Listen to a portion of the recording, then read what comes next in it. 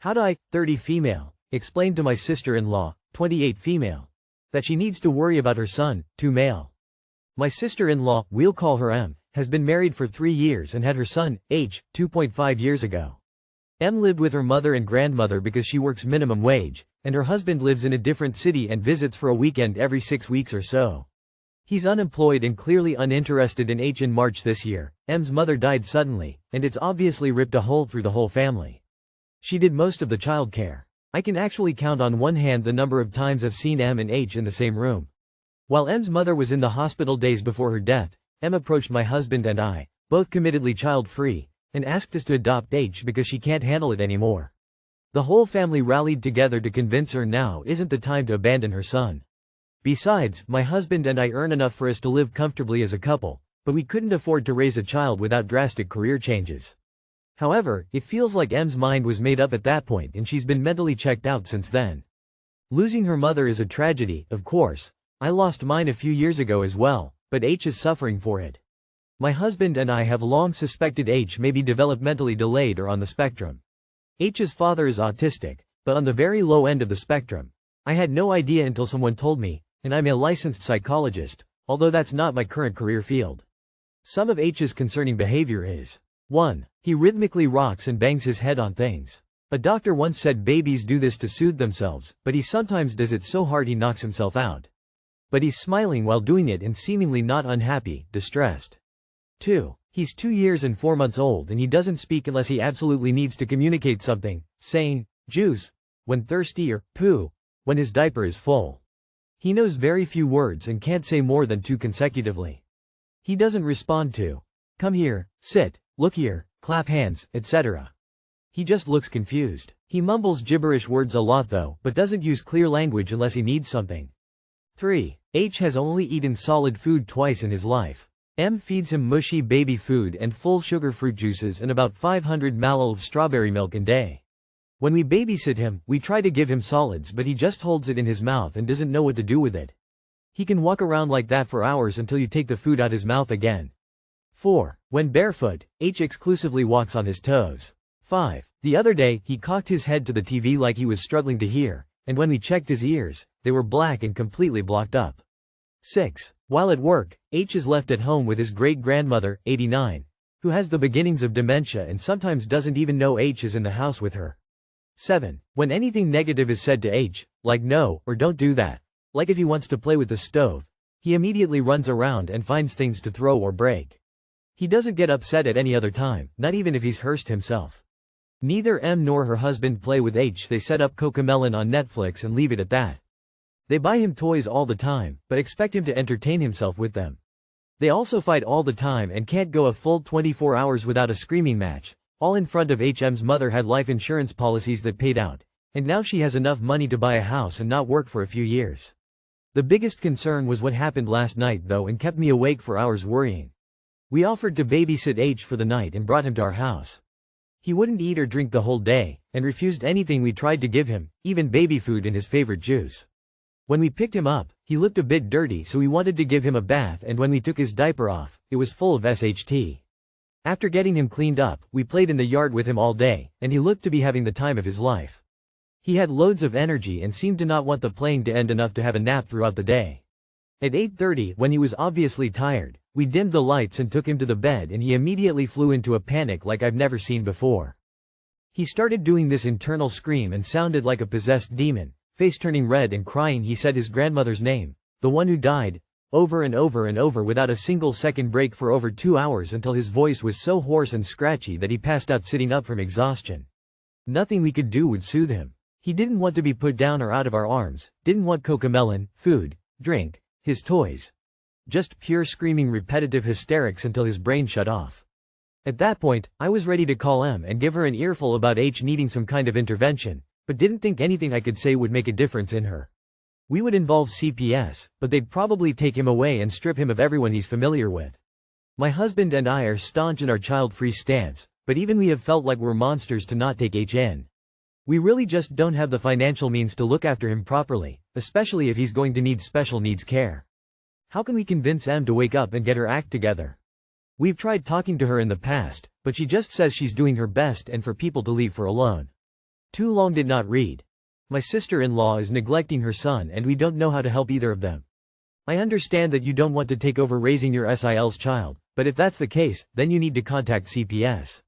She clearly isn't meeting any of her responsibilities as a parent, and you have a responsibility as an adult in this child's life to intervene to protect him. Nothing you say is likely to make a dent in her indifference, so now you have to act in the child's best interest, and that means contacting the authorities that have the right to get him out of his current situation. You're a psychologist. You know what you have to do. And you know if you don't do it, you're liable. This isn't your decision. This is a CPS issue right now and they will make the decision. Even if that means being taken away from his mother, you need to make that report. You cannot care for him, you do not have the finances or the skills. His parents will not care for him, and their gross neglect has already caused obvious and serious harm. I think you need to be more worried about the lifelong trauma of being forced to continue living in his current situation than with the potential trauma of getting CPS involved. This child needs someone who not only wants to care for him, but has the ability to do so.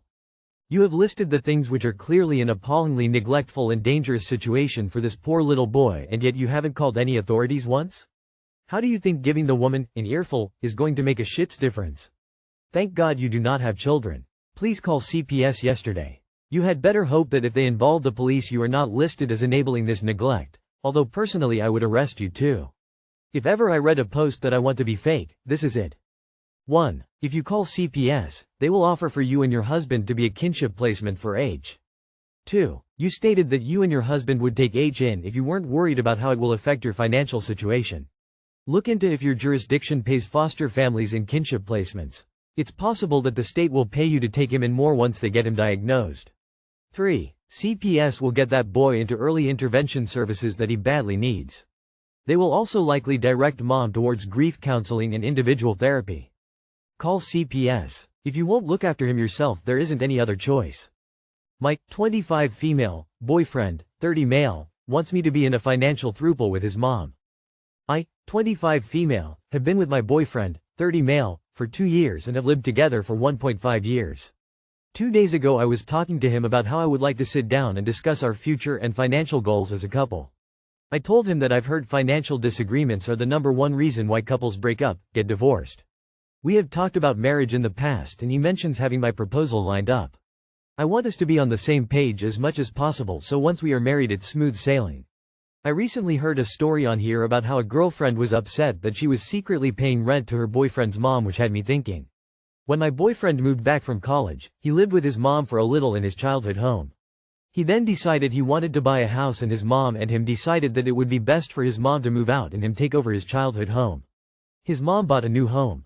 In order to do this, both of their names are on both houses. My boyfriend and I split rent 40/60 with me paying 40% of the mortgage. I don't really mind doing that because I don't want anything to be held over my head and feel like I'm taking advantage. He pays all utility and we trade off groceries and other stuff. He usually pays a little more. At first, he did expect our relationship to be 50-50, but I quickly shut that down considering he makes 3x what I make. I really feel like I hold up my end of paying for things because he makes a considerable amount more than me. I also of course clean the house religiously and do the laundry. Now back to the other day, we were at dinner and I saw him paying someone, so I asked who he was sending money to. He said he was sending his mom money for bills. So I asked him if his mom pays all of our house bills and mortgage and he said yes. And then I said, so basically I am paying your mom for rent, and he said yes. I told him that made me feel weird and he responded, that's really disrespectful to me and my mom. Bills are paid, so why does it matter? So whatever, that response was weird. After that we were in the car and that's when I brought up wanting to talk about finances and being on the same page. We've never really talked about this and he's kind of weird talking about money. I mentioned that once we are married, I want to be a team and we've never talked about joint bank accounts or anything like that. He said he would be fine with a joint bank account. I then said, well, once we are married, I would want us to only be on the house, not your mom. He has mentioned buying his mom out of her portion before, or to buy a new house for just us. He got angry and said that I was just wanting equity on the house and he will have to make decisions that I might not agree with or make me happy but are smarter financial decisions. I mentioned to him that I am not financially involved with my parents, besides me being on my mom's phone bill, so I would expect the same from him once we are married. From here, he told me that it's so weird that my mom pays for my phone and he would never have his mom do that for him. Then he said, again, that I was just wanting equity on the house and that it wouldn't matter anyways because he's going to make me sign a prenup before we get married. I was confused and taken back, and questioning him. Then he said, if you don't sign a prenup then we can't get married, and said, answer me right now, will you sign? And I said no. Then he said I'm just using him for his money. Now I don't know what to do. He's never mentioned a prenup before, and to say that he's going to make me is so degrading to me and our relationship. I know that prenups are not always a bad thing, but I just hate the way he said that to me. I really just said no because of how he was talking to me. I wouldn't be totally against it. Also important to note, him and his mom share a credit card for low interest rate. I have heard her tell him when to pay his credit card and make comments about his spending. It's very strange to me that a 30-year-old is so involved with his mom financially, especially when he makes good money. I am here to learn more and wonder what people will say about our situation. He has also been giving me the silent treatment for 2 days now. I just know that I do not want to be in a financial throuple with his mom. So he avoids talking about finances, never explained where your rent money goes, and believes he is smarter than you and he'll need the freedom, control to make financial decisions that are smart. Which you wouldn't agree with because you wouldn't rationally understand the benefits. He sounds delightful? The silent treatment is abusive. Your boyfriend sucks and you should break up with him. He doesn't care about you and your opinions, only what his mommy thinks. You are not compatible, and would always come in second to his mom. Throw the whole man away, this isn't fixable. There's nothing you can say or do to convince him to treat you as a partner, this is who he is. When people show you who they are, believe them. Lol at him saying it's weird about the phone bill when he owns property with his mom and shares a credit card, tears of joy. Honestly, if he thinks you're some kind of gold digger, just get rid of him. I know I wouldn't want to be with someone who has such a low opinion of me. Oh, and when you break up with him, please tell him, I hope you and your mom are very happy together. Financial control. He has it with his mom, and now you. My guess is that her husband took care of money, and now the son does. This will only get worse. He's 30 and financially married to his mom. You're the side piece. This won't get better after marriage, it will get worse. His reaction to a simple adult conversation is terrifying. He's a mama's boy. Run, don't walk to the nearest exit. This is not a healthy relationship. He's putting mommy before you. The way he talked to you was abusive. This will not get better. I, M29, broke up with girlfriend, F28, because of crossed boundaries. Do you agree? I, 29M, broke up with my girlfriend, 28F, because of her need to either stay in touch with her ex or guys from her past that she knows who have intimate feelings for her. In the initial phases of our relationship, I found out that she would communicate with her ex and delete messages from her phone in an attempt to hide them from me. When I found out, we had a prolonged conversation about how I felt about it and reiterated that it's not something that I'm comfortable with. We went on with our relationship with our own ups and downs like any other relationship. She went to a concert with some family members last week where she met an old friend. I guess they conversed and numbers were exchanged. Fast forward to Friday, she got home from work at her usual time and told me she'd text me soon.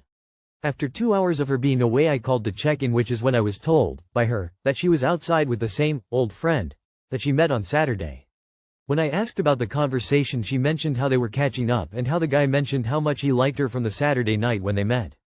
This made me extremely uncomfortable, knowing that she would still entertain a conversation with this guy to the point where she'd let the guy come to her home to have a conversation for 2 hours, which only ended because I called. And even mentioned again how much he liked her. I took that as a total disregard for my boundaries and the things we've spoken about before, and decided to end the relationship because she doesn't seem to see an issue with the whole situation. Well done. And please trust yourself. Seems to me that you made the right decision. You enforced your boundaries, and that puts you ahead of 95% of posters in here that say they have boundaries. Job well done. Sounds like a fair reason to me. You did the right thing. Saved yourself a bunch of unnecessary drama and heartache. The guy mentioned how much he liked her from the Saturday night when they met. Because she's giving off the vibes that she's single or that your relationship was almost over. Otherwise, why would she tell you that? She wanted you to break up with her so she looks like the victim. Well done. Not many would have the self-respect to do what you did. I, 26F, found STD testing kit in my 31M bedroom. As the title states, I, 26F, found STD testing kit in my 31M bedroom. We have been together for 1 year and he is currently out at the gym.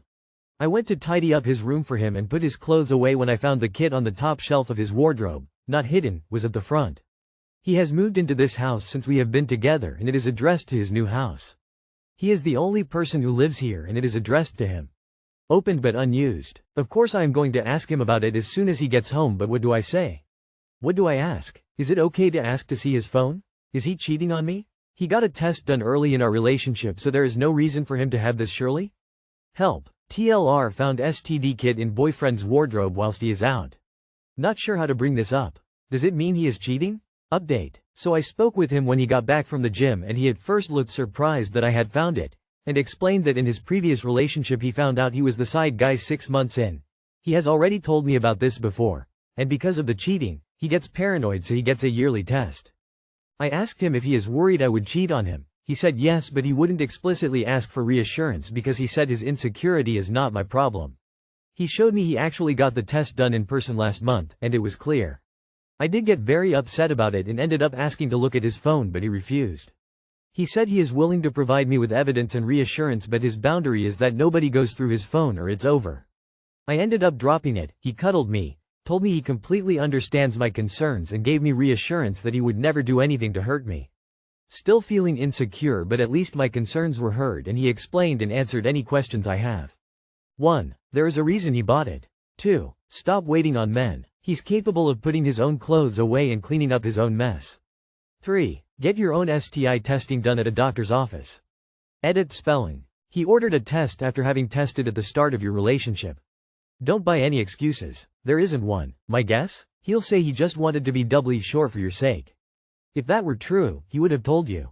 Don't discuss. Just tell him that you are done. Leave it on his counter. Leave your key with a note telling him that you won't be responding if he reaches out. Leave with your head held high and your dignity intact. Yes, he's cheated or planned to. There is no other explanation. If he's ordered an STD kit, it's because he either suspects or worries he may have an STD. If it's a suspicion, it's coming from a symptom. If it's a worry, it's coming from an interaction with someone else. If it's a symptom, it's possible the test missed something previous, but not as likely as it is that it's coming from an interaction with someone. That's about as logically as you can lay it out. Does this mean he's cheating? Not with 100% certainty, but it sure indicated a pretty damn high likelihood. Maybe he's having some urinary issues and wants to test himself discreetly. Maybe he thinks you are cheating. Maybe his doctor ordered it. Who knows? I'd just say, hey babe, while I was putting stuff away. I saw an STI test kit. What's up? I think it would be a stretch to think it's some indication of bad behavior on his part. I would sit down with him and have an honest conversation about safe sex. It wouldn't hurt to discuss that if he has concerns about y'all's sexual health or even his own. If he does, try to understand why and don't pass judgment. Most men don't get tested at all. It's not out of the question to consider getting tested together, as you don't want to catch anything too late and have it turn into something serious.